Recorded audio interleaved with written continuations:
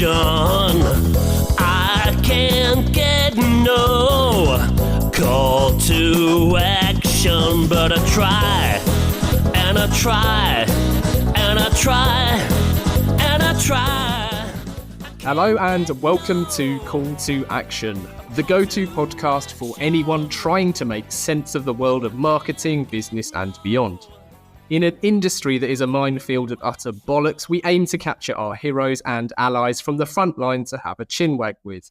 It's like Pokemon Go, with the single but vital exception that it's not a short-term bandwagon of shite. It's brought to you by Gasp, and I'm Giles Edwards. Today I've caught Dave Dye, the true art director's art director. We recently had Dave on the show to talk all things Howard Gossage with Steve Harrison, but dragged him back for his own dedicated show. Since the mid-80s, Dave has been making memorable ads for the likes of Adidas, The Economist, Howie's, Volkswagen, and so many more, collecting awards and admirers along the way. The visual techniques he uses to squeeze every ounce of juice from an idea are frankly unparalleled. I love Dave's work, particularly because he avoids the hard sell and clearly respects the audience. On that, he says, I assume I'm talking to someone intelligent with a sense of humour. Some people's start point is, they're all idiots out there, so let's just make sure we get the brand name over. What's the point in that? If I create a TV ad and it's funny and it's interesting to watch, then you might watch it a few times. And if you do that, you've got more chance of remembering what its message was. In addition to creating ads, he plays a pivotal role in rediscovering and archiving them. His blog and podcast, the suitably named Stuff From The Loft, is a treasure trove of invaluable visual gems, spotlighting the work of countless forgotten or overlooked advertising masters. Welcome back to the show, Dave. Thanks, Charles. Pleasure to be here. Right, 7 quickfires, Dave. Posters or radio? Posters. I do like radio. Bergkamp or Henri? Oh, Jesus. I'd have to go on Henri, but obviously love Bergkamp. Yeah. Number 3, Steve Martin or Woody Allen? I'd probably go Woody Allen, although he's obviously got some questions around him these days. But in terms of body of work, Woody Allen, I guess. Well, I think if we're able to park that and make that a cleaner decision, makes sense. Number 4, The Guardian skinhead or Canal Plus scriptwriter? In terms of what do I like most? What do I think is the best? What Yeah. I guess Skinner. It's such a boring, predictable answer, but the Canal Plus I love partly because so few people seem to have seen it, and if I give a talk or something and it comes up, everybody loves it. So Skinhead, I guess. Okay, cool. Well, we'll link to both in the listing. So if you're listening to this and you haven't seen it, find the link. 3 more. This is easier. Soft sell or hard sell? Sell. I don't know. Soft sell. What is soft sell? Soft sell, I suppose, is just doing something that people like. So I guess soft. Yeah. It sounds so flimsy when you say it like that. I suppose it's more passive, right? But yeah, I think I expected you to go that way. What people think is hard sell, to me, generally means direct, boring and aggressive and not selling at all. Yeah, I agree. Right, 2 more. A monkey drinking tea or hippos synchronized swimming? None of these are clear, straight answers, are they? All of them are sitting on the fence. Probably a monkey drinking tea. Okay. I wasn't sure if you were a fan of Flight of the Conchords, because that was almost... Oh, yeah, I love Flight of the Conchords. Oh, do you? Well, I should have asked hippopotamus or the hippopotamus. Yeah, I loved Flight of the Conchord. I was gutted when they didn't continue making that after the... I think that was it the writer's strike or the COVID that killed it off? Yeah. And lastly, Dear Mr. Webster or Dear J-Boy? Dear J-Boy. Yes. Nice. Yeah, I know some of them are quite tricky, but it's out of love and respect, Dave. I hope. No, I just wish I could answer them cleaner and more directly. But anyway. That's all right. No worries. Thanks for coming back on the show. There's a few things. We're going to probably shake this up a little bit and do a kind of lesser obvious agenda. But the one thing that that I'm keen to explore is your path, the early days. Yeah. I think there's huge value in people understanding that there isn't necessarily a right way to do things or to even get into the career. So can you start by telling our audience about your first ever job and then how that led to your first proper job? My first ever job was as a paperboy delivering newspapers at about 14, which Sundays would be horrific because all the papers would be 3 times the size. and you'd have one bag and one skinny little kid trying to lug it through the street. That was my first ever job. My route to get into advertising, I worked as a sort of T-boy in a design studio, gradually doing things called PMTs, which were photomechanical transfers, which is like a high-tech version of a photocopy. And I used to read creative review, campaign, became aware of advertising, thought that looked kind of glamorous and exciting. So tried to do my own ads to get into that. So I would kind of, in those days, obviously you couldn't email anything. So you would have to draw them, pay to get them photocopied. Nobody would have a photocopy at home. Then put them in an envelope with a letter and send them off to an agency saying, can I have an interview or can you give me advice on this? Yeah, that would be it, really. And often you would get no reply at all. Occasionally you may get, it's on file. Yeah.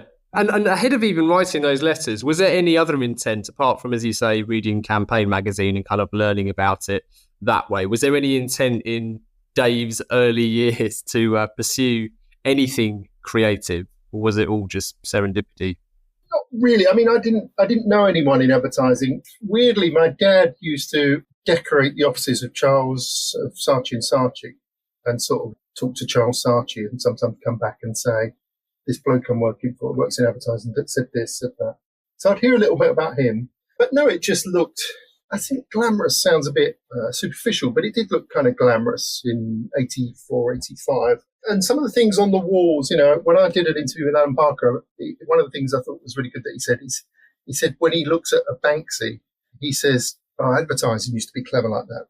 And there's a bit of truth in that you used to see things, particularly on billboards, that just seemed so super clever and stylish and funny and simple, you know, or on TV, you know, you would see, you mentioned the Guardian skinhead earlier. I mean, that's such a unbelievably clever, engaging, particularly then. I mean, it still holds up. So you would see these things, and there would be less competition for your attention, you know, because then, you know, there would be 3 or 4 channels, and that's it. There's no online, internet, nothing coming from anywhere else. There'd be films, music. So advertising played a bigger role because you didn't have so many outlets, and it seemed like I wanted to create things that people liked and talked about on the TV or on billboards. It looked like a really good thing to do. So I used to, but I didn't know anyone. I didn't know how you went about it. So I would just try and make up ads. You know, I think, you know, I think, right, Durex, what can I do on Durex? And I did an ad that half went down well. There was 2 rabbits with like a family of about 100 rabbits next to them. And it's these, I can't remember what I called them, the Smith family or whatever, never heard of Durex. And there would be no others. There'd be no campaign or no theme. It was just like cartoons, really, in a way. And so I'd make up these things and send them off. And as I say, really, I didn't really got any interviews. It was just, it's on file, or, you know, 1 or 2 nice people may have said, come in and we'll try and guide you or give you advice, but not really. I didn't know what I was doing. And the only thing that sort of changed that, because if I was seeing people, and obviously people know the process of showing your portfolio, if I was seeing people and they were saying, well, this isn't a campaign, or what's your strategy behind this, or what's it, I would have learned stuff and improved. But because I wasn't seeing anyone, I didn't really know what to do. You know, they were politely saying, we'll keep it on file. I didn't know what the process is, or whether that was what I was doing was good or bad, or I didn't know what to do. But one thing I did think I could change was the letter that that I was sending these packs of either hand-drawn or photocopied work, because I think my first one was probably very hard sell, as they would say, saying that I'd worked really hard and I'm really keen on advertising, and it would be bigging me up throughout and lying, frankly, like hard sell, about how hardworking and amazing I am. And then I thought, wow, that doesn't feel very true. I'll have another go. And I got caught up on, you know, on how to, in the starting, not even the starting sentence, but the Dear John, you know, do I put Mr. Webster or Dear John or Dear Johnny or Mr. Webster Esquire? I don't know what the sort of, should it be really formal? And I literally thought, I don't really know the protocol of this. I don't know whether to be really friendly or whether that's bad or whether to be really formal or whether they think, well, he's not very friendly. And I couldn't really think what to do. So I kind of wrote this thing which started off, funny enough, I think I'd sort of had the idea from the beginning of a Woody Allen film called Manhattan, where he's trying to write the beginning of a book and he keeps changing it and he's trying to make himself sound better in the thing. It's a good beginning. Anyway, so I started off, Dear Mr. Webster Esquire or something like that. And then it crossed through and then it said, Dear John Webster. And then it was something, crossed through. And then it got friendlier and friendlier towards the end, it was like, Dear J-Boy or something, or Dear J, how about a tea? How about a brew? You, me. And it was like, so it went from being, so I basically covered all the bases, although I crossed them off. So it went from being totally ludicrously Victorian style formal to totally like I was his best mate, like I was writing to a mate. So it kind of went through that thing in order and it was crossed through. And weirdly, whereas before I didn't hear anything when I'd sent the work off, or I got it's safely on file, which means it was in the big red round file on the floor, the bin. All of a sudden, I got response saying, "Do you want to come in and talk to X or Y?" So that one, the work was identical, but the intro was completely different. And I think, in retrospect, it was because it got through the gatekeepers. In those days, all the creative directors would have secretaries, and you can imagine how bored they would be of opening letters from young blokes saying how clever and smart they are and how hard working they are, and it's just so dull. So to have something different come through, I mean, essentially it's a bit of DM, to have something different come through that was kind of funny but also had a bit of humility in it in a way. There was a sort of little observation in it of what is the right thing, which was sort of true, although I'd sort of done it as a joke. There was a sort of certain truth in it, a bit of humanity in there. So that got me all of a sudden I had a bunch of interviews. The sad thing was, having got the interviews, that I didn't really have the work to live through. The letter was probably the best thing I'd had. So, but it got me a bunch of interviews, one of which led to seeing someone at a company called Brooks League and Bloomfield. And as he was about to kick me out after seeing the work, I think he even said, "Oh, perhaps you should consider going back to college," which was just a heartbreaking thing to hear when you're a working guy and someone says, the equivalent of maybe you should go to Watford. You think, that's a massive step back. And in desperation, I said, "Have you got a brief I can work on?" Because I thought, well, it just slightly prolongs the engagement. I don't get kicked out straight away. And he sort of looked around on his desk, literally just grabbing whatever was there and just looked at it and thought, yeah, that's a brief. Handed it to me and we were done. And I said, "Oh, when should I come back to work? When do you need it? Or when should I come back?" And he said, come back the same time next week. He was so uninterested. Anyway, so I had another couple of interviews and lugged around my big A1 folder, probably getting similar responses. And I lugged it from one place straight into the same guy the following week. But I'd done a load of work. I mean, I had no clue what I was doing, but I was just, I was just creating paper. I was like, there's another one, there's another one, there's another idea, there's another idea. I didn't really know what I was aiming at, what I was doing. I was just trying to create as much paper as I possibly could. Anyway, I went into this guy, Barry. He said, "Oh, do you want to put your book on the desk?" He said, "A wheelchair, actually." So I said, yeah. I thought, that's weird. I suppose he wants to remind himself of what I've done.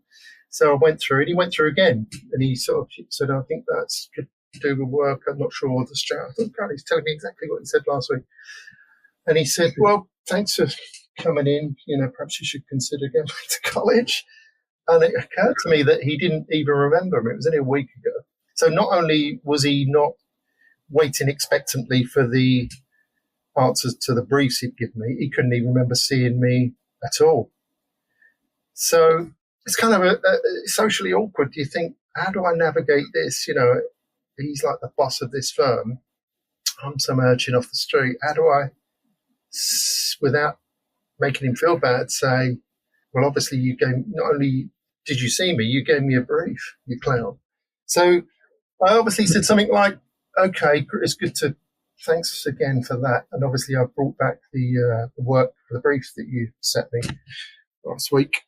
Okay, well, what have you got? And I handed him a massive stack, like a 2-inch stack of paper, with literally like an idea on each sheet, but loads and loads. And he looked at one, and then I just remember him flicking. You know, when you see people flick a big pile of banknotes or something, they're sort of flicking through the corner. And he sort of did that and sort of looked off in the distance, did it a couple of times. Didn't look at any more, which was lucky, really. But he said, well, I tell you what, why don't you come in for a couple of weeks? Or the month, I think it was. Come in, see how you get on. Just come in for a month. I think partly, again, in retrospect, I think partly he's probably a little bit guilty that he'd forgotten that he'd given me the brief and he'd forgotten I was coming in. And I'd done such a lot of work. I mean, it wasn't good, but I'd obviously spent a lot of time creating this big pile of paper. So essentially, that sort of luck, really. I mean, is it luck, or did I earn that luck by creating a big pile of paper? I don't know, but there's a certain element of luck, really. I think if he'd have remembered, he might not have said come in for a month or a couple of weeks than what it was now. And that got me my first job. It got me working there for a month. And then I think in the second week I did a storyboard I did an ad for a Shamborsi product called Hippopotamus that you referenced earlier. See the way we tied all these things together like a slick, which was for Hippopotamus, the launch of this pink moussey product called Hippopotamus. And I didn't know how you write commercials. And I somehow in my mind, again, it's annoying to have to keep referencing the tech, but at the time that was obviously DVD, VHS, I think even. And I sort of had a vaguely remembered Fantasia with elephants dancing. And I thought, well, let's have hippos swimming. No, I think, is it hippos swimming or elephants swimming? I can't remember. Anyway, I this vague memory of hippos or elephants doing some sort of balletic thing in water. So I thought, well, let's do something like that. And I've done loads of little drawings, like a storyboard of hippos, like in a Busby Berkeley type thing. I don't know where it all headed to, because I probably wouldn't have had an idea. It was just, I thought, well, it's about hippopotamus. It's about hippos. That will be fun to watch. And we can put the product at the end, would have been my thought. Anyway, weirdly, 2 weeks, I'd only been there 2 weeks. He quite liked that. He said, oh, I like that. What should it say at the end? And they got one of the copywriters, to write an end line that said, Hippopotamus, come on, dive in, because obviously it works for the plot and the call that they're all diving into. And then, by the end of my month's trial, that was in production with, funny enough, the guy who's head of Disney Animation at the moment, whose name's forgotten me, little tiny guy with a beard and a bald head, who was excellent. But so we made that. And then at the same time, the other thing he'd given me to work on was, you don't see it as much now, but there used to be lots of, when legislation would change that, say, lawyers may change that they could start advertising, or different sectors may be opened up to advertising. And Campaign or Marketing Week or one of those kind of magazines would get in touch with agencies, 3 or 4 agencies, and say, what kind of thing may they do should this bill go ahead?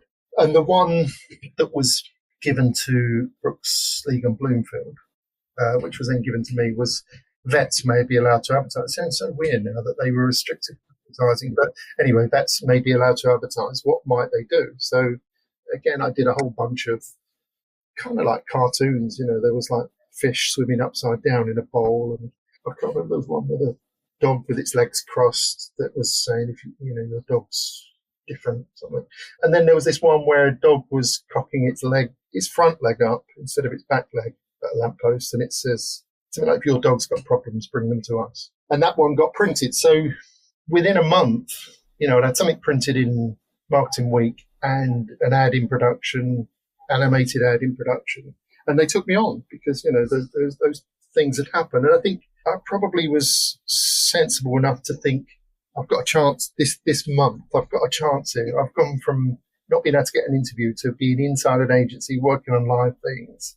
So I think I took it and worked hard, and that ended up securing me a job at $5,000 a year, I think I got. Wow. And how much of that, and even if we go not just thinking about the hippopotamus ad, but even just the letter that you sent to get your opportunity. How much of that do you think was you consciously breaking convention?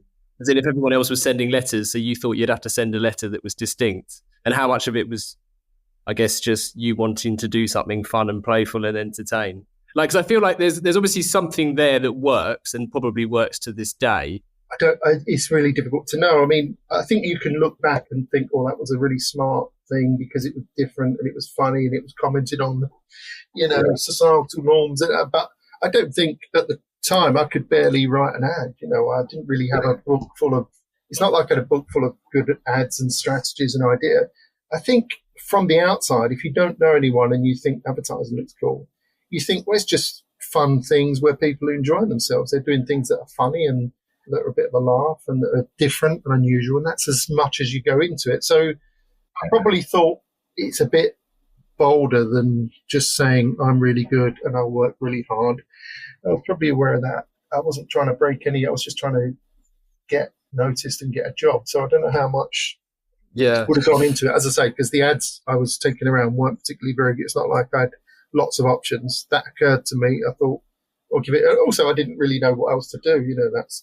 I suppose it made me laugh, this descent from very formal into very over-friendly kind of made me laugh. And I thought, well, fuck it, give it a go. I couldn't get a worse response. Nobody's inviting me into chat, so it's not like the response is going to get worse. Let's give it a go. So I wouldn't describe it too much knowing or brain power or anything into it, but yeah, and I've got to be mindful. It's a slightly unfair question asking you to kind of look back in the rearview mirror. Exactly. It was a long time ago, I think. Yeah, formulaic reason as to why it worked. Yeah, but the reason I am asking is because it strikes me that something that different and distinct would be more effective, or at least increase your chances. And I'm just putting it back to the reason why we ask this question is because I hear from people regularly that are desperately trying to get a foot into certain agencies or even careers. And in fact, two people come to mind that we've had here. One of them, Charlie, his name was, recently sent in a spoof of this very podcast that we're on now, of him interviewing himself. So he played me and him being interviewed by him. And we've had another guy, I think it was a young writer. He was only, I think, to be honest, he only wanted a reply and some advice. And he wrote something, I think, not too long after lockdown and people had started resuming their workplace and returning to whatever normal was left. And he made a joke about how he had managed to complete Netflix and just a few kind of whimsical, silly he had done. And it just stood out just for the reason that no one else was saying that. Everyone else was saying what, you suspect you were saying in your original letters about being hardworking. So I think the one piece of advice that perhaps people take is that just think about what everyone else is doing and try and do something slightly different to stand out. Well, I think that, I think the problem that we have as an industry is that we overthink it so much, and if you're doing a £50 million TV campaign for a car, or you're trying to write a letter to get an interview, you still got to, disrupt, as they say at TBWA. You still got to do something that gets noticed, and it's better if they like it. Whatever I work on, I always think it's better if whoever sees it likes it. Some people think that's a bit indulgent because they don't have to like it, which is true, but I always think it's good if you do something that makes them smile, or they like it, or they think, well, that's quite clever or something. So you're still, there's still regardless of the scale or the time that you're doing it, whether it's in 1985 or 2025, you're still trying to cut through, get your point over, and get them to think, yeah, he seems all right, or they seem all right, or I'll give that product a go. It's on one level, it's a very straightforward thing. It gets a bit more complicated than that, but you're still trying to achieve the same thing. Yeah, absolutely. There's a few things. We're going to link to some episodes that you have done elsewhere and some interviews that you've given elsewhere. And this might be the moment that some listeners switch off, and that's fine. This isn't going to be a kind of chronological study of Dave. And there's going to be probably more listener questions than we normally have, which will probably dip back into certain campaigns and work that Dave has done. But I want to ask a couple of things ahead of talking more about your stuff from the Loft work. We've ticked off getting started in the industry. I want to talk about optimism and being optimistic. So you and I have spoken ahead of recording about how easy it is to perhaps take a cynical view of the industry as a whole. And I'm not trying to claim or pretend that there aren't issues in the industry that perhaps didn't exist in the past. And that could be anything from the decoupling of media to just the kind of financial constraints that agencies seem to be. Is there anything at the moment that you think we can and should feel really optimistic about in the industry? I suppose I'm generally, there's a documentary called Art and Copy about American advertising. And my favourite bit is George Lois saying, most good creative people are incredibly optimistic, almost like naively optimistic. You get a brief and then all of a sudden it's like the best thing in the world. And he gives the example, it's a drawing pin. Look at that. Look how sharp it is. You turn it upside down. It's got this thing. It's got that, and you get really excited about a drawing pin that you've got to sell. And I think, and I suppose I'm sort of still like that. But, the minute I get a brief, there's endless possibilities and it's exciting. And you think, God, what could we do? It could be amazing. And I still feel like that. And partly, I suppose, experience should tell you that you shouldn't be so naively optimistic about this next thing, or you should look at what they previously did and think, well, they've done crap for the last 10 years. Why are they suddenly going to start doing good stuff just because I'm showing them stuff, But somehow I think that naive optimism that things can be good, things can change, that sort of, or if you talk to Mark Denton's exactly like that. He's most people, I think, who are any good don't feel down about it all. And I think obviously there are a lot of changing circumstances in advertising. But I suppose being optimistic, I think it's the perfect time for a sort of revolution where, it happens every so often in advertising. I mean, the digital side of things doesn't feel like people have got to grips with it in a sense. It seems so unambitious, most of it. I mean, there was a period when Crispin Porter and Fallon were doing things and using budgets in different ways, and that you think, God, this could be amazing. And that seemed to be a little blip. And so there's a loads of opportunity. And obviously, if you're a creative, the best, what you want is you want your work to stand out above all others. And whether that means winning more awards or being more liked or getting more PR or selling more cheese or whatever the thing is, essentially, you want to be better than the competition. And if there's a period when the competition don't look amazing, then I think if you're out there with a pen, that's great for the individual. It's like I've been lucky to work on some really good things over the years, like The Economist or Volkswagen or Nike. And people used to think, well, that's easy. You're now working on The Economist. And it's not. It's really, really hard. It's like it's easy in the sense that you generally have clients on, those kind of types of business that would buy things that are bold or would buy things that were simple or that are funny, or but on the downside, let's take The Economist. On the downside, I've been through the numbers on this before and I can't remember, but there are like internally at Abbott Mead, there would be 1,000 ideas produced internally and about 30 produced that the public would see. And that had been going on for, say, 10 years by the time I worked on it. I think it was about 10 years, maybe a little longer than that. Yeah, how intimidating. So that's like, so internally and client-wise, they've seen, internally people have seen about 10,000 ideas kicking around the office.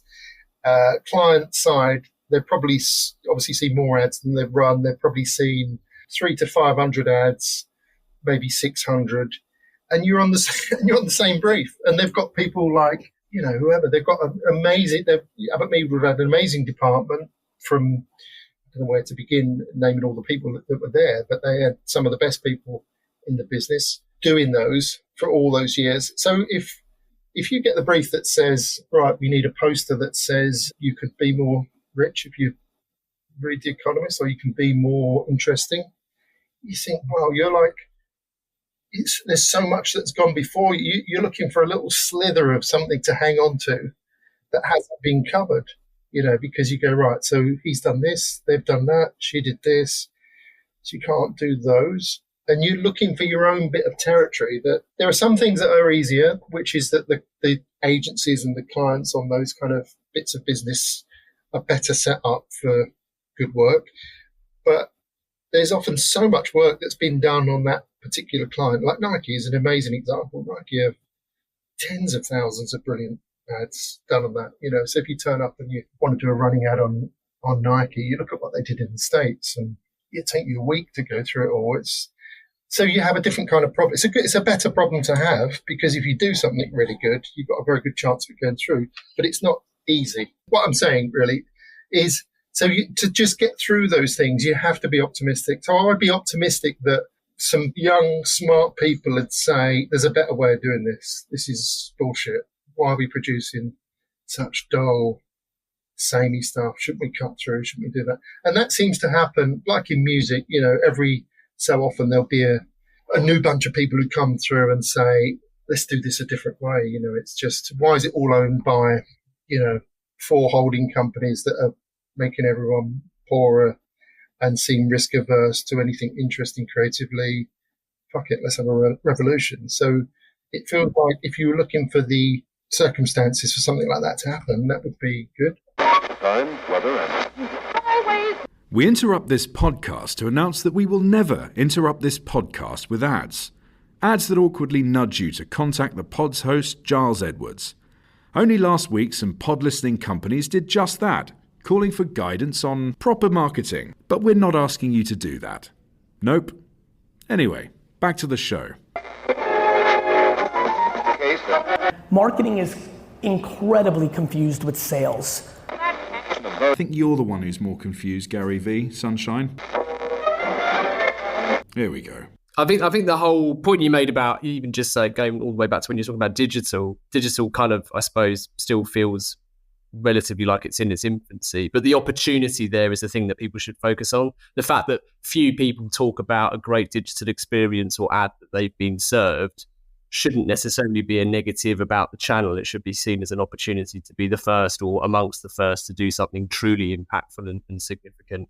And I suppose that is in many ways one of the key opportunities that we do have at the moment as an industry. Is media becomes more and more fragmented. It's like, what can we do with this? What can we actually use it for?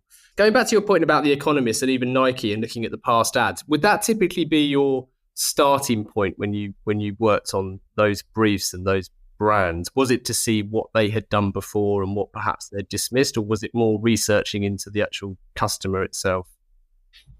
No, I think at the time I would have been, I remember when I first started working on Adidas at League Delaney, I was given a running brief. And I was always really a big fan of the American Nike running ads. And I thought, well, I'll go through those to see what territories they've got. There's different campaigns, different things that, and I started to sort of research them, only, again, looking through awards books, really. And it was kind of depressing. It was just, in the end, I had to stop because there's so many, you think, well, I'm not going to have anything to write about. So it was just intimidating and sort of negative, really. So I just thought I have to sort of forget that and just try and think about running and try and think of something. If someone's done something similar, then we'll throw it in the bin. But it just became, because of the weight of work that they'd done at that point, it wasn't helpful. So generally, when you would get briefs, then particularly if it was for the UK, you generally know what the history of that company's advertising was. You'd have a sense of, they used to stand for this, and then they stood for that. They did this thing that didn't work. You'd have a broad understanding, and you'd be looking for a new way of doing it. No, that's interesting. And I suppose the reason I was asking about looking over past ads is, I suppose you need to understand the context of the brand and what you're trying to do and what's been said before. But also, and I don't know if this is a clumsy kind of nod towards your stuff from the Loft, but it strikes me as something that you've done in your kind of, I suppose, the last decade or so. You've been running stuff from the Loft, which started off as a blog and then I suppose has evolved into a podcast as well. Where was the kind of desire to start with? Where did that come from, that want to kind of archive and explore? Because I could understand it being both therapeutic, but also there's a kind of forensic and archaeological act as well. I think it's because I would put it down to the fact that after I'd got into that job, Brooks League on Bloomfield, I was there for about 3 years. And I would go, by that time, I'd got a sense of who I thought was good, GGT, BBH in particular, and some others. So I would I'd lug my book over there, and I got a sense of who I liked and what I liked. So I would try and, I'd keep scrapbooks and buy books, and mainly out of, I don't know whether insecurity is the right word, but I'd be thinking, why is their work so much better than A, mine, and B, this agency's? It's just, what's the secret to doing something that's, you'd see something like, the LWT posters that GGT did, and it was like from another planet compared to what was happening at the place I was. It was just, it seemed like, we were playing golf and they were playing football. It's just like there didn't seem to be much link between the two. And so I would try and buy any book or magazine about advertising to try and pick up clues on how you did stuff like that. And that continued till today, I suppose. I mean, that sort of continued on, and then branched out into books on photography and books on typography and books on everything, really. So I always used to collect a lot of stuff, mainly for that reason. Whereas I think if I'd have written my dear Mr. John Hegarty letter and he'd offered me a job, I wouldn't have thought about other places. I'd have just sat in my office and tried to do good work that he approved. And I wouldn't think, but what about GGT? What are they doing? Or how do they do? I'll just be trying to do stuff there. So I think that sort of certainly got me reading a lot of stuff, cutting out things. I used to keep scrapbooks at Liga Stellini. We all used to keep these big green scrapbooks with stuff. Ironically, they probably all had the same stuff in because there wasn't many magazines to cut the things out from. But we duplicated those over and over. So we'd have these... That's interesting. I assumed it happened kind of, later on in your career, perhaps. I didn't realise it was an ongoing thing. No, it was, I think, I was doing it, I was doing it back in Liga Stellini, and then I remember when Tony and Kim turned up, they also kept scrapbooks, and then they decided they liked the big green ones that I had, but they were keeping their own scrapbooks. So we were trying to find good stuff, ideally sort of slightly exotic stuff, maybe from the States or somewhere, or some bit of type from Italian Vogue, or bits and pieces that I suppose the reason we were keeping it is because we're thinking we've got a bit of information that, in theory, that nobody else has got. Although me, Tony, and Kim, and whoever else had books probably all had the same bits. But it's because you think that bit of reference I could use, and nobody else would have seen that copy of Italian Vogue or that ad from Goodby's about fresh mechs, that might be good for a chip shop over there or something, I don't know. But so you keep these things thinking they're going to be launch pads to other things. Now, I kept loads of these, and then I would also stick my own work in books. I mean, in retrospect, it's for the same reason, because you think there was, we did some really good stuff on Harrods, and I would keep the rejects. I think I might be able to use those for something else. I look at them now and think it's an ad for a military style coat that's expensive for Harrods. What's the chance that I'm ever going to get that brief again? I mean, and I would have kept, because you had to work so hard at Ligas. I would have kept, 20 scaled down little roughs that we would have presented Tim and stuck them in a book. You think that brief's not coming round again, but I wouldn't have kept it because I thought, they're all so good, I better hold on to them. I kept them because I thought it might be, if we get a brief like that again, there might be something we can use. So I kept lots of that stuff, which I end up being useful when I do the odd blog on that sort of thing. But it was kept not because I thought, wow, this is amazing, let's keep this for posterity. It was kept because I thought it might be useful if I was stuck on another brief. And I think virtually with all of the reference books and all of the books with my work in it that I kept, I never used any of it again. I mean, when you're cutting out bits of reference on, from photographers or a bit of design, it's going in. So, I may have been influenced by bits, but I never consciously remember ever going to a book thinking, let's do it like that, or let's redo that idea. Weirdly, I don't, so that was the purpose for doing it, for that reason. But I don't remember it ever happening, because normally you get a brief and it's a very particular thing. And as I say, it's quite exciting when you start on it and you don't look at old stuff. It's just more exciting to try and do some new stuff than think, well, what did we do 3 years ago at Vegas? Yeah, I mean, it could even be partly like, what do they call it? The IKEA effect, that when you build something yourself, it's got so much more perceived value in it because you've done it. So maybe like Yeah.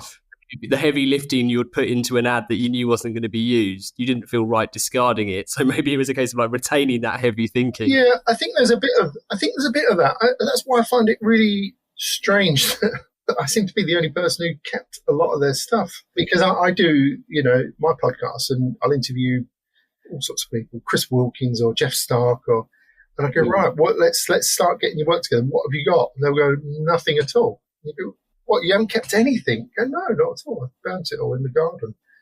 I think Indra Sinha said he burnt all his stuff in a bonfire in the garden. You think, well, how much space was that taking up? A portfolio full of work, a couple of tapes and a... Did he say why he burned? It's really common. Paul Leaves, same. Jeff, I mean, loads and loads. So it's not even that they haven't got much. They haven't got anything. It's obviously some psychological thing about moving on or whatever. But then obviously, then often I'll talk to them, and it may be 5 or 10 years after that, and there's a little bit of them are like, I probably shouldn't have done that. It was a bit silly, really. I don't know what, but it's very common. There's barely anyone who've kept a lot of stuff, So I suppose I started doing that. I'd kept a lot of stuff. I mean, initially, when I was doing a blog, I thought, well, I own DaveDyer.com. I'll just scan and dump everything on there so that I can access it, because I had loads and loads of big folders full of drawings and proofs and all sorts. And I thought, well, it would be good to have it in one place. I'll dump it on that site. And then as I started going through that process, I thought, well, I may as well write what happened on that, because, when you pitch, often if there's something relevant, let's say I'm pitching for Oxfam and I've done Christian Aid, then you have to run through what you did on Christian Aid and why and what happened. And so I kind of knew all the stories and stuff for that. And sometimes I would have the scribbles and a campaign we rejected, and then the final thing we pitched with, and then what ran. So there was different sections of it. So I kind of started laying it out in that order, and then thought, well, I might as well make it public. People can have a look if they want, but it just doesn't matter to me. So it kind of started like that, really. Yeah, that was my next question, actually, Dave. Is at what point did it become a public archive, or did it seem to make sense for it to be opened up rather than being a personal archive and collection? As I say, I started doing it. I thought, and I think it's literally, I can't remember now, but I think it was, do you want it secret or do you want it's as if there's a button there. Do you want it secret or available for anyone to look at? And I thought, well, I might as well let anyone look. And I didn't. And then somehow people chanced upon it, and it started to get a lot of people looking and commenting, and sort of built from there. And then I guess almost by accident, really, started to do interviews with people. I mean, there was no plan. I was trying to find, funny enough, Tommy Gallagher was kind of very involved in the decisions to not just show my stuff, to write about other people, because I tried to find some of his work for something I was working on, and I could barely find any of it on the internet, which sounds ridiculous now, but it would have been maybe 8 years ago, 9 years, I don't know. And I thought, well, I've got loads of his stuff in books. I'm gonna write something about him with his work, and then other people can see his stuff, because it's unbelievable that you can't find lots of it on the internet. So I did that, and then that kind of led to me interviewing someone who used to work for Tom. And then by sort of weird coincidence, so that sort of opened up doing interviews. And then by some sort of weird coincidence in the timing, I'd been to Cannes for one of the only 2 times I've ever been. It's not really my thing.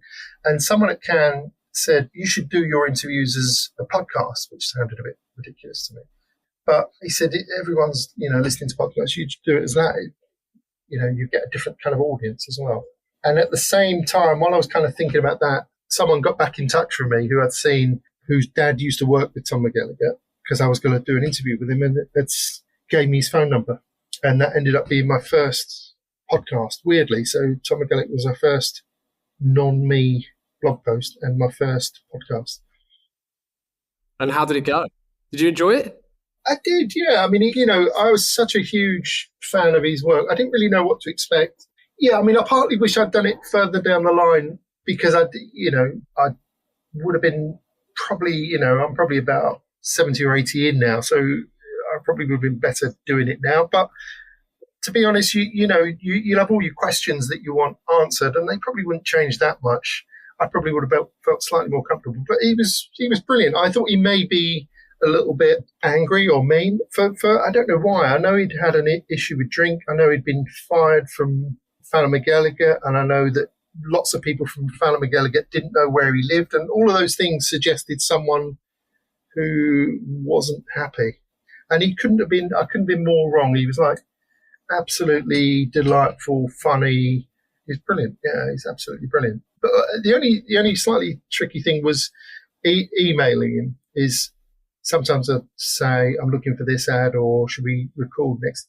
And there would be no answer for 2 weeks. And he said, oh, sorry, I haven't looked at my email for 2 weeks or so. So that's the kind of life he lives. But he couldn't have been lovelier. And there were certain things I thought, should I ask this? Should I ask that? I don't want to be too personal. And he said, before we start, he said, I haven't done an interview for 20 years. He said, I don't suppose I'm ever going to do another one. So ask me whatever the hell you like, which was great. A great way to start. Yeah. So it was great. So I like doing that. And does it feel any different to you when the word capture is probably not the right one, but when you capture somebody in a podcast episode versus capturing / rediscovering and archiving their work, what does it add that perhaps wasn't there previously? When you do it audio rather than written? Yeah. The thing that finally got me to start doing them with audio rather than written, because I think 10 years ago I used to send out a Word document with a bunch of questions, and someone would fill it in and send it back, essentially. Except for when I got to do Joe Sedlmeyer, who was about 80, I think, at the time. And he said, yeah, I'll happily do it. He says, but I don't want to write a load of stuff. I'll talk to you, but I don't want to write a load of stuff. So I said, oh, okay, fine. So I thought, well, it's fine. I'll talk to him and I'll transcribe it. So we talked for about 2 or 3 hours, and he was fantastic. And then I played it back, and in my cack-handed way typing it took me hours and hours and hours to transcribe it. And then what would happen is I would come across a certain thing, and he'd go, yeah, so now I got back from McCann's. They said, no, we're going to have to cut it. And I thought, fuck them, fuck McCann's, those fucking fuckers, typical fucking McCann. And you think, do I type that out? It makes him sound... On the audio, it's really funny. When you type that out, it doesn't. It takes on a different vibe, and he swore quite a lot, and it was funny. And you think, well, I don't want him to come across as being, I don't know, an angry sort. It just didn't really look like what I was hearing, So, now and again, I would edit a bit to save his blushes or whatever. And I thought, it sounds better than it reads. And I thought perhaps I should record these things. I was a bit resistant to podcasting. It sounded, a bit show busy at the time. Yeah. But then that sort of tipped me over the, and funny enough, I still keep meaning to edit that together and put that as which I will do, put that as a podcast. I mean, it wasn't brilliantly recorded, but it's Joe Sedlmeyer talking about all of his work for 2 hours. So I should do that. I just keep never got around to it. But yeah, so that got me over that. Yeah. In terms of more recent work, obviously we spoke recently about the Howard Gossage Show. How does that compare to what you were doing previously? And I know you've done it for more art directors and creatives, but as I understand it, with Howard Gossage, the archive just didn't exist previously, and you spent hours kind of forensically going through old copies of New Yorker and other printed literature, no doubt, to discover this work. Well, I mean, there's 2 bits to that, really, which is one that I would, as I say, ongoing, I sort of build up files on people like a private eye and start putting all this stuff in it.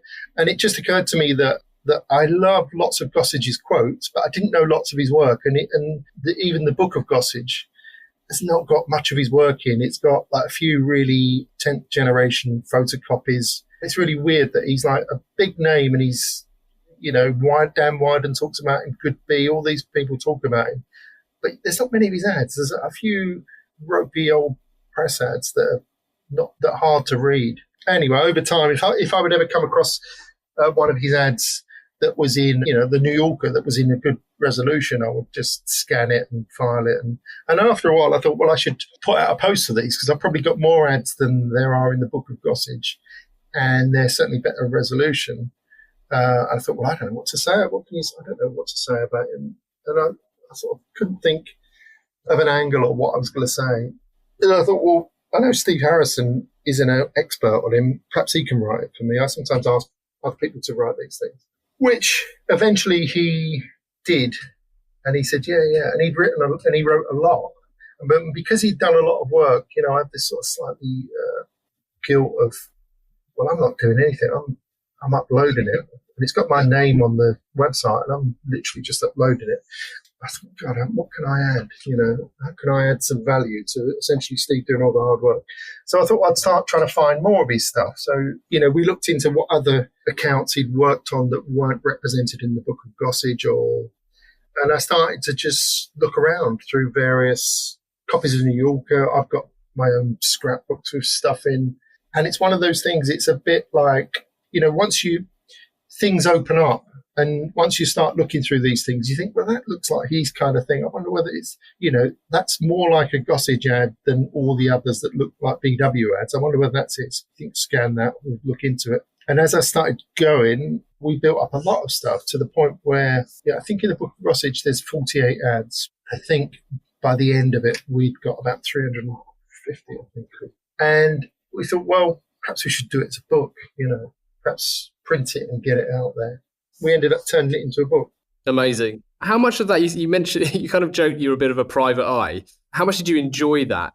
And like long term, you must feel quite proud as, I suppose, becoming a historian of sorts to discover and preserve this work, because it's important stuff, right?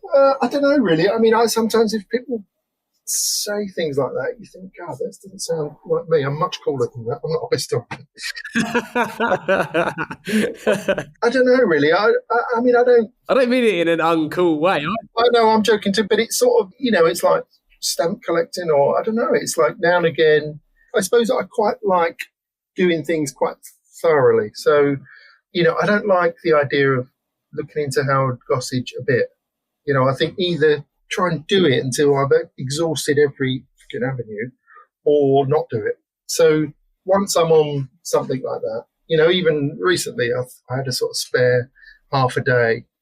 I thought, I wonder whether any new Gossage ads have turned up on eBay. So I'll have a little look around, because obviously there are certain sources like eBay that their stock is continually changing. So if you're looking for whatever it is, a Rainy Owl ad from the 60s, it's pretty easy to just have a look and see if any new stuff's come in and whether that's part of his campaign, and it has. So I've found more stuff that's not in the book since then. But why I do that, I don't know, really. I think it's interesting for me because essentially that could have been put out as 3 blog posts, linked. And it is very different to have a physical thing in your hand and access that information like that rather than a blog post. There's something about it which is obviously nicer. I don't know, it's just the same material, but obviously there's all the usual things you say. There's a sort of permanence, or it feels like it literally has more value because you have to pay for it, but it feels different having it in that format. I mean, I may do more books like that, I think.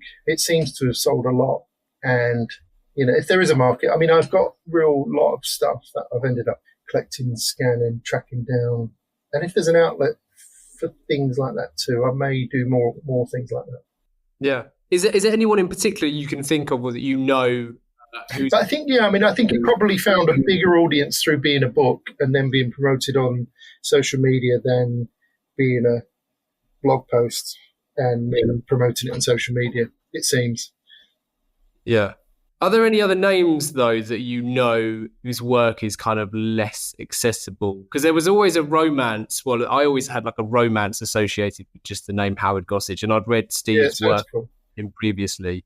But there must be others whose work is just kind of not readily accessible.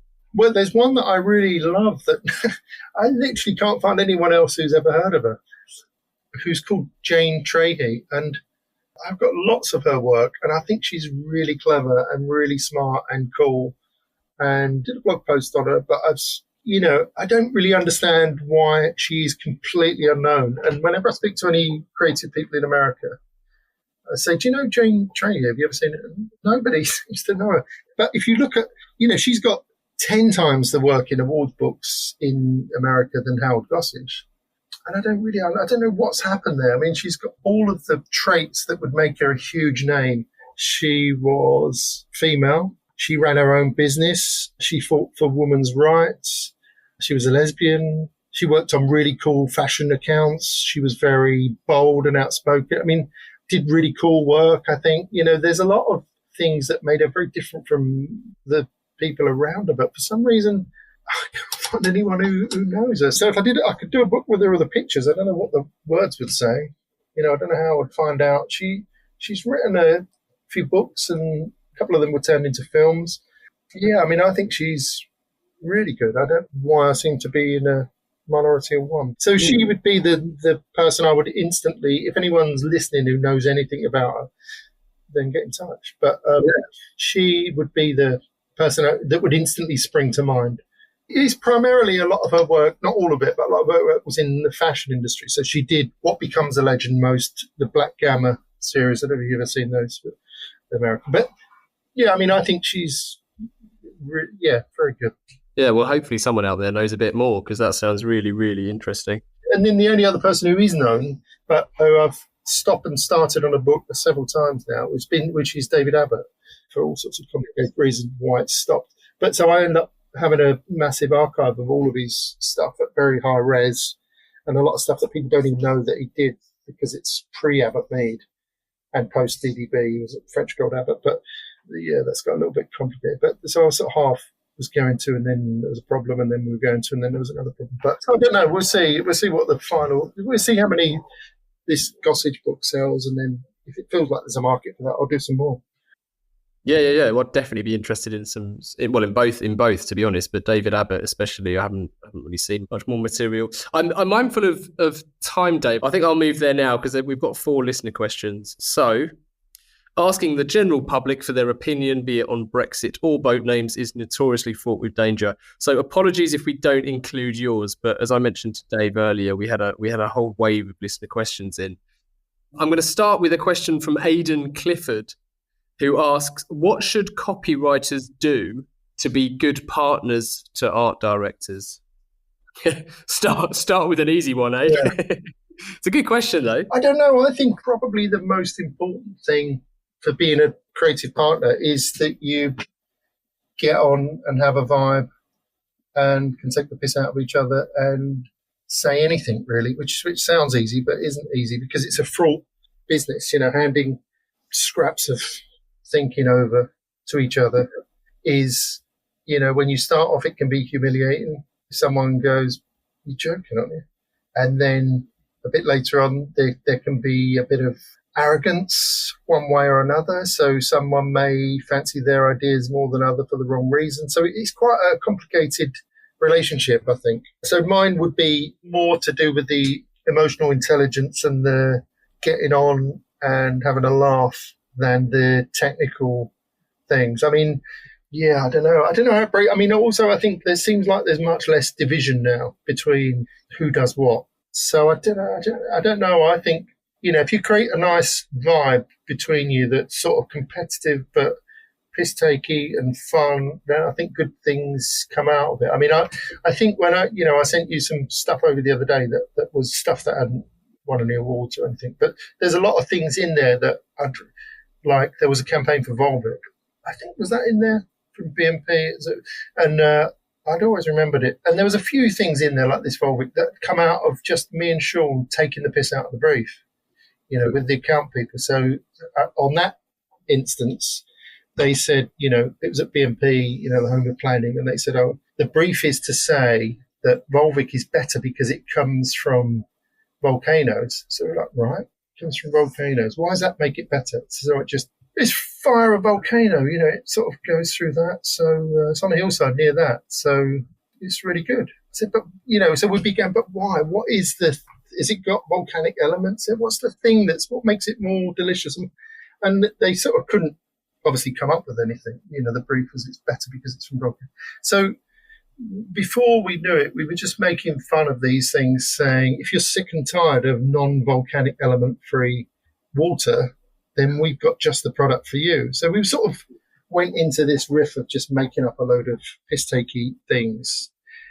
And then obviously once they'd left the room, we thought, actually, that's quite good in a way, because all you're doing really is saying Volvic is the one that's linked to volcanoes. No one's going to rationally read a load of copy and think, actually, that is the better one for me. You're just going, you're positioning it. You're going, remember us, we're the volcano people. So if you did it in this piss-takey way, it seemed like they had a better personality and they weren't taking themselves too seriously. But obviously you still absolutely connected the volcano with Volvic and with the water. So we did a whole campaign. So that ended up being a serious campaign. I think at the last minute it was pulled. You can imagine once it had gone beyond the marketing department, that sort of thing doesn't really travel. But so it ended up being pulled at the last minute. But there's various things in there that have come from I'd say the vibe of the room rather than the technical skill of it's just a good vibe to spark off each other. So being responsible for the vibe and the team that you create, I'd say, so sensible. But we had a question in from Craig Sanderson. I know Craig, he's a brilliant art director, and I also happen to know he's working on this brand at the moment, which is why I think he's slightly nervous for you to know that. He says, what was your inspiration for those iconic ads for the Macallan? And how hard was it to convince the client to obscure their unmistakable bottles in the ads? They came out of a pitch, and simplistically, we thought it's really dear. I mean, I'm trying to think when that was. It was about 2005. So we thought it's really dear, so it's got to feel more. So essentially, with most advertising, you sort of experience it before you read it. So you've got to think, this is very upmarket, sophisticated and stylish before you've read a word. And it's got to be super confident. So somehow writing about how exclusive it was, how expensive it was, and just showing a glimpse of it made it feel special. Whereas you show a big, well-lit bottle of Macallan, you're just like everyone else. It doesn't look special. You can see it clearly. You can read every little detail of how many fluid ounces and, how much peat or wheat or barley it's got in it, but it doesn't feel special. And essentially, they used to say at BNP that on beer advertising, you what was it? You drink it with your eyes or whatever it is that you're drinking the advertising. That's what they used to say. So I think there are certain things like that in blind taste tests in most whiskies, most beers. People struggle to pick one from another, but they understand the personality and what it says about them and all that sort of stuff. So it was primarily to make it feel like this was the best premium one. Now, as it turned out, and I didn't know this at the time when we worked on it a bit later, the distinctive white label was a big asset, which we didn't pick up on too much later, because in the very dark bars in Asia, people were buying it, partly because it was so expensive. They were buying it and then showing it white label front so that people would see. It was a very prestige thing that label could be seen from across the room. I don't know whether we would have done something on that anyway, but so it was much more about creating that vibe. So it was a pitch, and we wrote a billion ads, took them up in a suitcase to Glasgow, and the suitcase didn't make it. So we turned up to the pitch with no ads. We'd written about 50 ads in a sort of League Delaney style pitch. So we had to sort of go to this hotel room where there was like a big worldwide group of people that come together to do the pitches and essentially say the dog ate our homework. They said it might come back later, it might not. So they're all laughing, and they said, well, if it does, pop back. And then it came back on the next flight. Then we went in. But what was useful with that is it had broken the ice a bit. So we didn't go in quite so cold. We came in as sort of slightly giddy, laughing. We found it. So it created a good vibe. But then we got all that stuff out, and whatever they'd seen before, sometimes things like that, if you've seen a lot of very serious stuff that's a bit boring, and then all of a sudden there's something comes out that makes you seem unbelievably special and sophisticated and cool. So it kind of, by the time we did get all that out, it got a really good reception, and we won it on the work, and they ran the work. Yeah, amazing. There's so many good lines, especially the art direction's beautiful, but I just love the good news. It costs $14 per year. Bad news, 25 years. Yeah, there's lots of those. I mean, this goes back to that thing you said earlier about, is it hard sell or soft sell? I think it makes you lean in that. And I think, the hard sell stuff of a clean shot of the bottle on a white background with a big line saying it's really great. I mean, I think those ads are attractive and they make you lean in, and hopefully there's something in there that makes you smile and remember them as being quite cool. It's quite basic. It's like we were saying earlier, it's quite basic really, but yeah, that's the job. Yeah, but also that's what works about them so much. I mean, it's hard to do simple ads, right? And it's so simply beautiful and brilliant and brilliantly simple. And I think when it comes to like talking about hard sell or soft sell, for me, the hard sell angle is as much about the media choice as anything else. And I feel like that sort of preconception that the right place, right time digital offering was the answer, rather than, as you have done for your whole career, treating the customer like they've got a brain, is kind of the clash. I mean, you interviewed Paul Feldwick, didn't you, last week, the week before? Yeah. And I interviewed him. And I thought it was about 3 years ago. We re-released it because it was as a best of. Oh, was it really? I didn't realize. Yeah. I mean, I think I loved interviewing Paul. I thought he was brilliant. I thought he was going to be more scary because he comes over on LinkedIn as like a big, heavy punching bruiser because he doesn't punches, but he couldn't have been more lovely. But and I find it really interesting as someone who's as sort of smart as he is to just have a second take on what he used to do, what he thinks now, and that actually being liked or entertaining, all of those sort of things are much more important than he used to think. Yeah, and I think there's not many clients who want you to do that or let you do that because the feeling is that's indulgent and we don't want to tell, we're not paying you to write jokes, we're paying you to do other stuff. But when you're selling, if you've got a whiskey, when there's there's 400 other whiskies out there that taste sort of similar, who you feel the most positive towards is a big part of who you buy. So the way you create that is with style and wit and all those kind of things. It's not with hard facts and rush down to the supermarket now type stuff.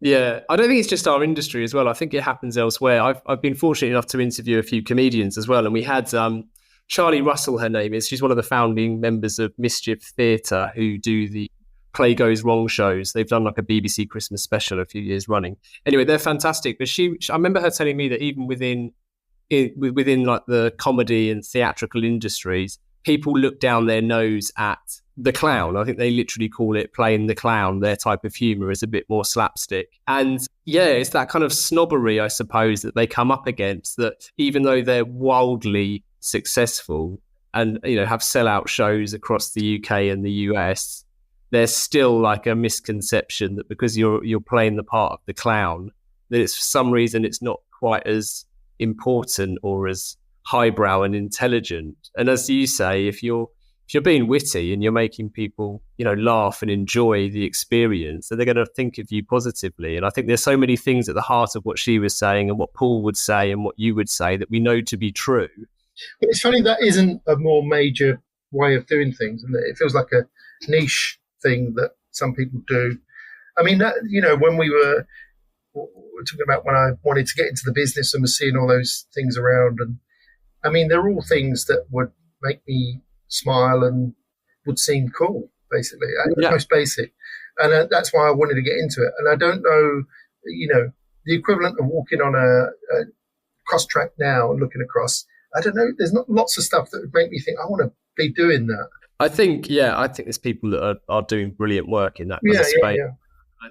Funny enough, Steve Harrison was talking to me about some stuff we'd done recently, and he was really encouraging and talking about it's good to see agencies being irreverent. And I think I think that is kind of, I've seen more evidence of it, and I'm hopeful. A question from Jack, who's a copywriter. He says, they say good creatives mould to any brand they work on, but it seems all the greats mould the brand to their style. You seem to always be able to spot them through their work. So is it more important to write an ad that feels like Adidas, for example, or an ad that feels like you? I think there's a compliment there as well within. It's a difficult question. That I think I feel compelled to say it's got to feel like Adidas. But he's right that there's a thing called the AAR reel, which is where companies send in a video of themselves talking about their work and showing their work so that clients could view a bunch of them at the same time and pick who's on pitch lists. And the most common thing said on those is that we don't have a house style. But it's generally a lie, because the best agencies, they kind of do have a house style, and it's hard to admit. But I think it's okay if back in the day you wanted to feel like one of BBH's accounts, which would be very sophisticated and stylish and what. So there were, it's a sort of, I don't know whether it's slightly a chicken and egg thing, which is that they would attract clients who wanted that because that would feel appropriate, and they would do that.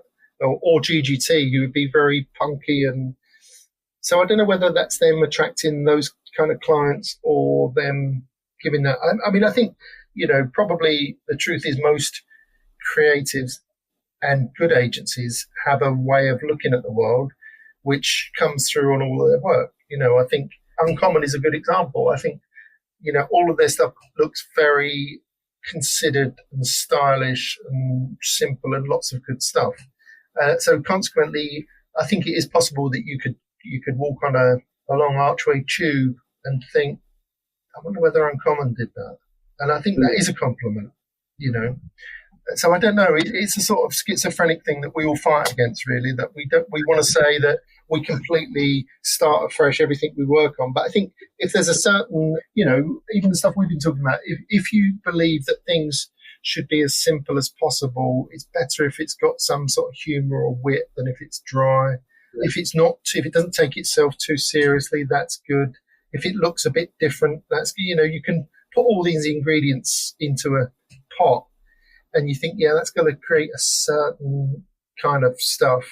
So I agree and disagree. I don't know, but it sounds terrible to say, no, you do what you want rather than what Adidas wants. But, so I don't know. The answer is I don't know, really.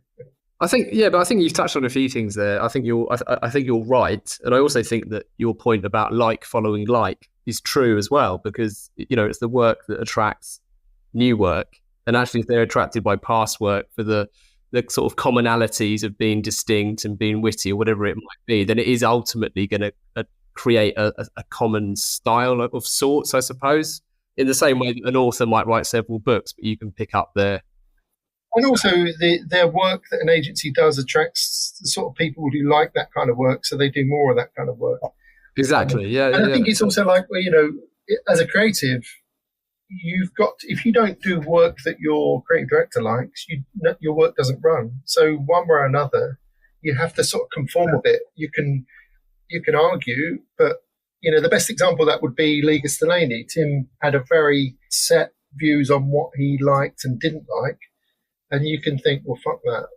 But then no work would run, and essentially you get fired. Or you can try and work within it while you're there. And, and sometimes that would be really good because his kind of thing would be really good. And sometimes you think you could break out of it. But and probably most agencies are similar. I think most good agencies are more likely to have a style than bad agencies. Bad agencies often are less opinionated on what runs. So it's have a less defined style. Yeah. Okay, the last one then I'll include is from David Moore, who's well known for his ads for ad agencies. He did admit this was partly self-serving, but I'm also fascinated to know what the answer is. And his question is, what's your favourite house ad and why? Yeah, I'm just going to say whatever springs to mind. So I love Do This or Die, the DDB ad that breaks down about what you have to do to survive. Is brilliant. It was the first one that sprung to mind. I love the English Fallon McGallagher ad that said there's now a waiting list for Skoda. And this was when Skoda went to them, it was a joke car. It was like in lots of comedians' routines. It was the sort of comedy shit car. If you needed the name of a shit car, it was Skoda. So to run an ad, a DPSing campaign that said there's now a waiting list for a Skoda is brilliant and ballsy. Did you have one, Giles? Do you have a favourite that you've ever seen? I think Backbone. I know it's quite the Y&R one. Yeah, quite a common one. But I've always had so much respect for that ad. It's just beautifully bold and surprising and visually interesting and unexpected. Yeah, there's quite a few. In fact, I had David on a year or so ago. We did go through a whole load, and yet I always come back to that one. Yeah. trying to think. There are millions, aren't there, out there? I mean, those two instantly spring to mind. So, have you run any ads for your place? Yeah. We do quite a few ads. In fact, it's why David first got in touch with me a few years ago. Oh, is it? Yeah, because he, I run ads for my agencies. Don't think we've ever got anything from them. I think there's still a huge opportunity there for agencies to do more, and I kind of understand both sides of the argument as to why some don't. But I also think, much like racehorse owner betting on their own horse, I think there's a signal of sorts to show you have faith in advertising, and I think that's important if you're asking clients to hand over their budgets. It's probably better for staff than clients in a way.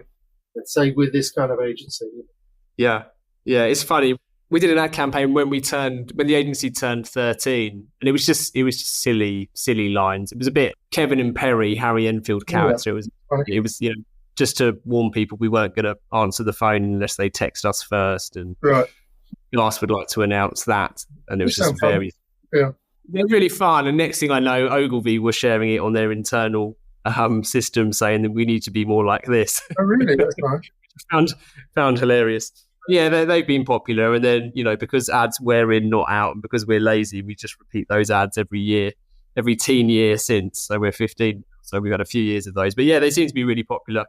Done a few other ads, nothing of significant nationwide scale, but yeah, a few print ads. David Abbott once saying he'd never run an ad that he couldn't attribute a bit of business one to, which is unbelievable. I don't know whether I presume it's true, but it's unbelievable because also they did about 30 house ads. Okay. Wow. I wonder if, and I guess this might sound defensive, but I wonder if nowadays it's more other things that you might be done, which kind of fall under the guise of advertising, like us. So, like, I know that we've won off the back of having exactly. This podcast. It's a very different environment from when he would have been clients reading campaign. Yeah. So, I remember Tom Roach telling me that gas pads, I can't remember the words he chose. They were quite flattering, but I remember them as alarmingly high share of voice. Oh, really? Okay. Just because he just said, like, I always see it's always you lot gobbing off somewhere. That's what you want. Yeah. No, it was good. Cool. Well, that's the 4 listener questions. So the last part of the interview, Dave, is our 4 pertinent posers. Okay. Starting with, what advice would you give to your younger self? Chill out. I don't know.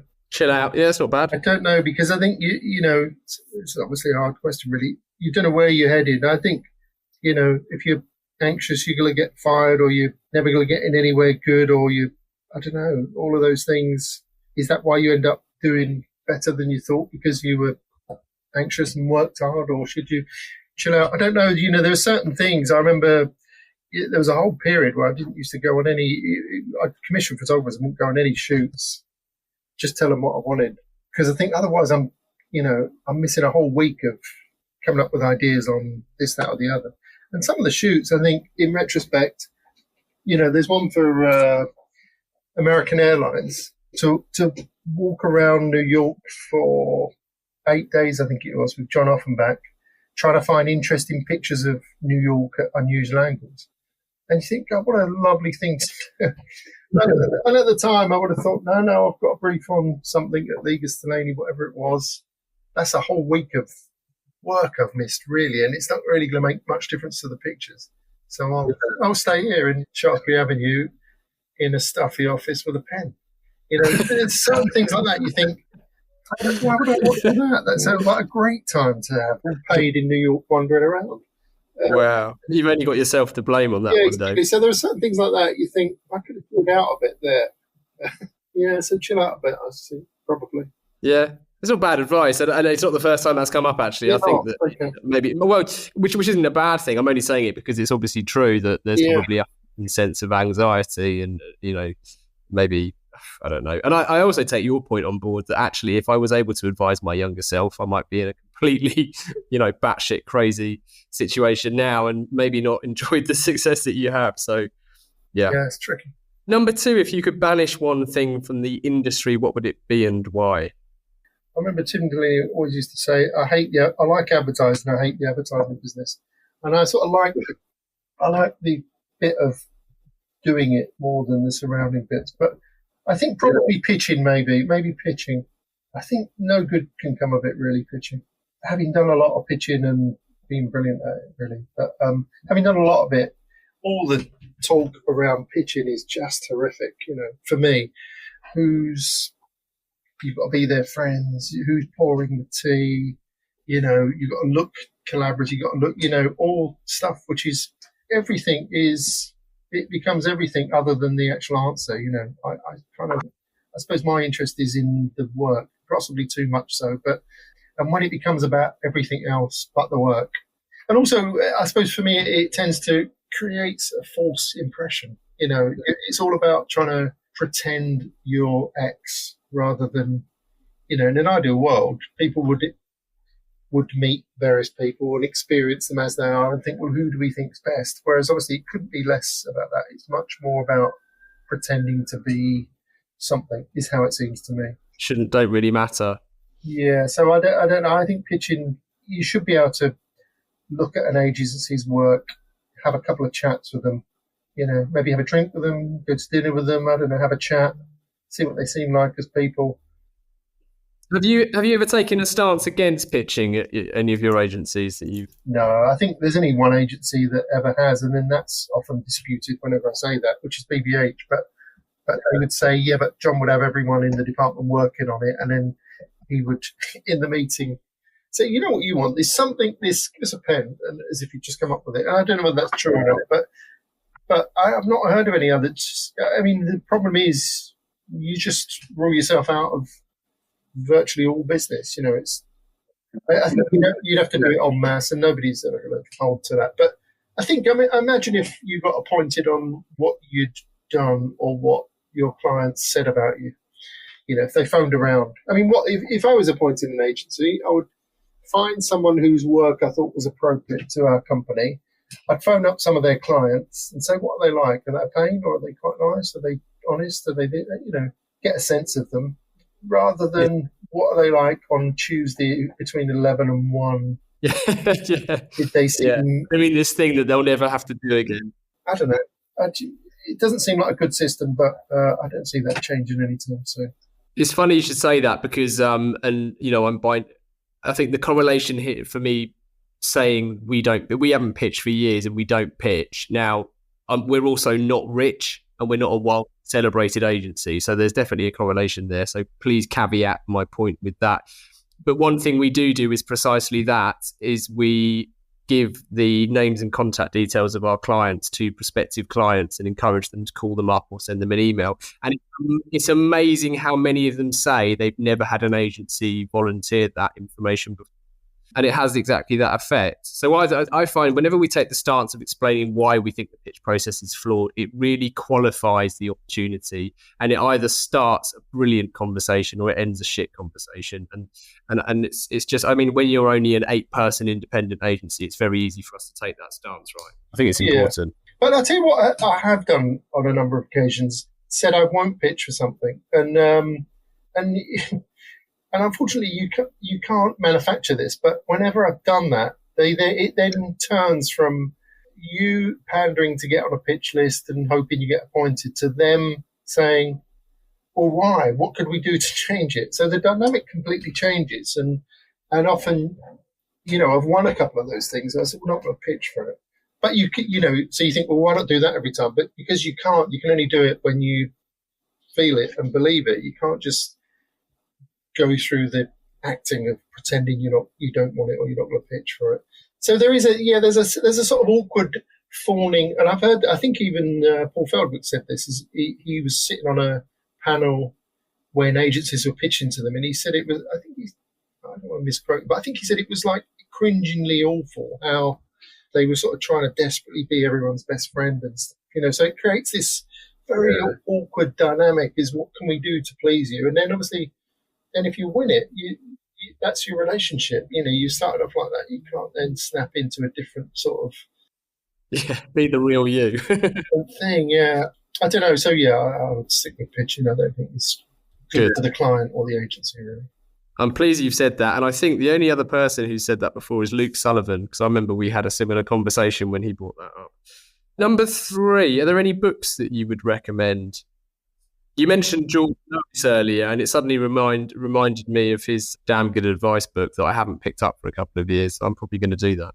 Well, funnily enough, it's weird how these questions come out in certain order. I would say Luke Sullivan's book is probably the best book I've read on advertising. Oh, okay. Yeah, I mean, I used to read all of them. I've read quite a lot of them, and a lot of them feel slightly bullshitty. Whereas Luke's is fantastic, practical. He's obviously a brilliant writer as well, and it's funny, but it's very, there's certain bits of advice in there that I read, did, and still do from his book. The main one being, which I can still remember, I must have read it 30 years ago, which is, he says, sometimes and for no apparent reason, you feel like you're on a hot streak. You can keep coming up with ideas. Don't leave your desk until that feeling leaves. And it sounds like so obvious, but I can remember often I would be in places, and then towards the end of the day, I'd get this sort of flush of whatever it would be, adrenaline, and start coming up with ideas. And then if you come up with, say, 6 or 8, then you've had an amazing day. So you might think, brilliant, I'll pick that up where I left off tomorrow. And then you come in the morning, you can't think of one for the whole day. Whereas after reading that, I thought, yeah, I'm going to do that. And then what I would find is I could keep going to come up with maybe 30 ideas, so rather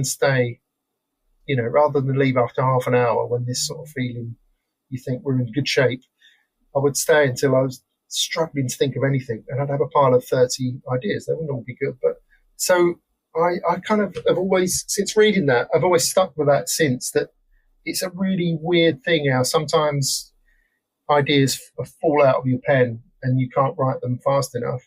And you can't pick up that, you can't stop that and pick up where you left off the next day. It's like why that is, I've no idea.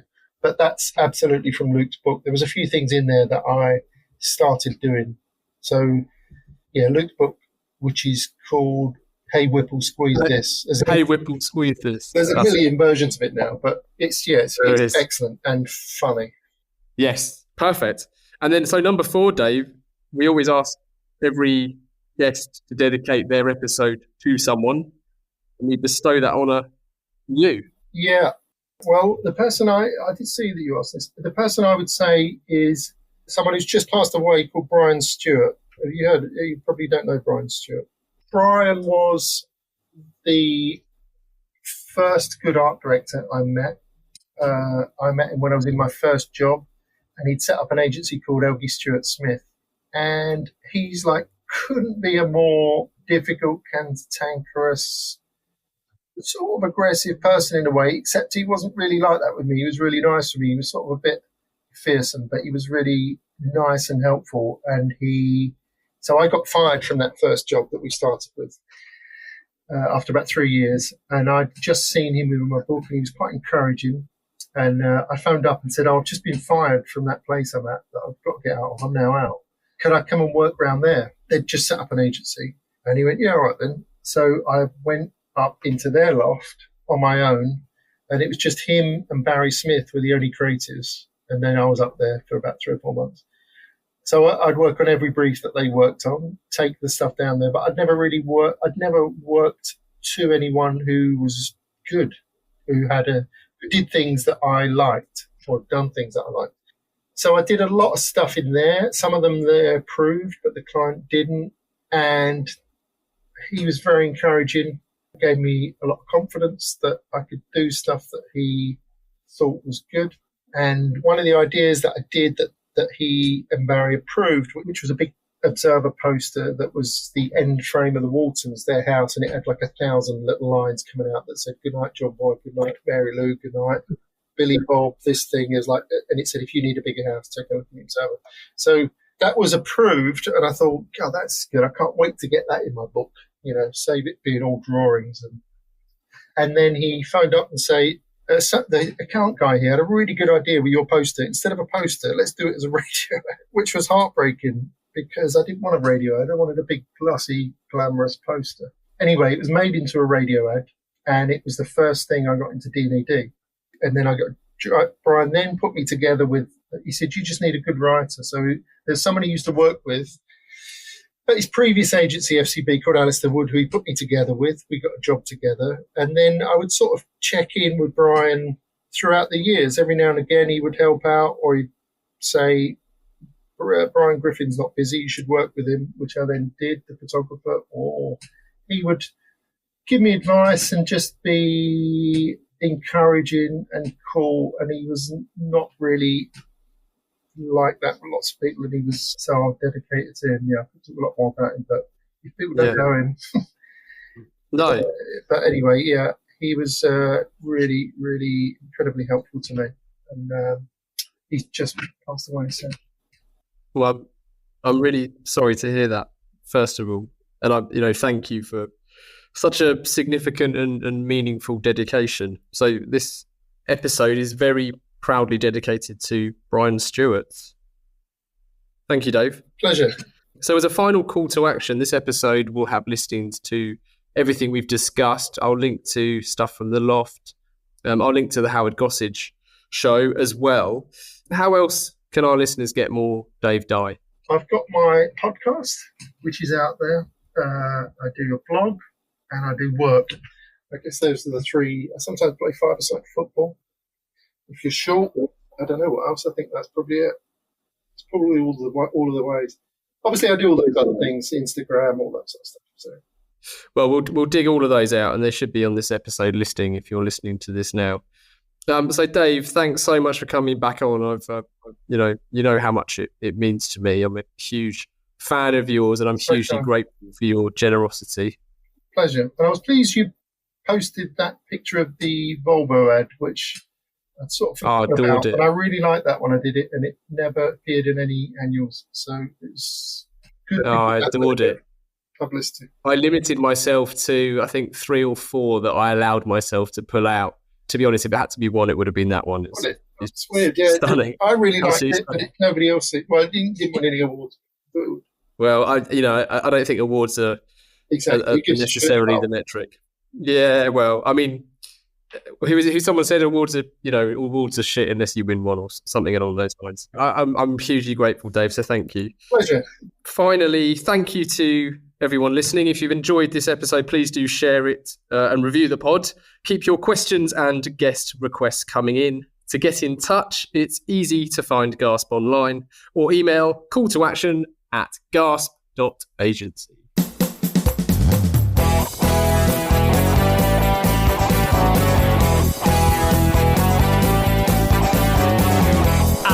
Can't get no call to action.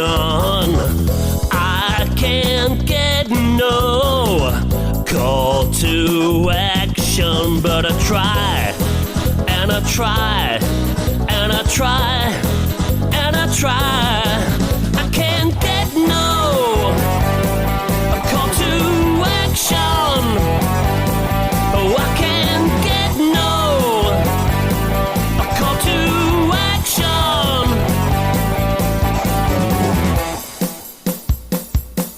Yeah.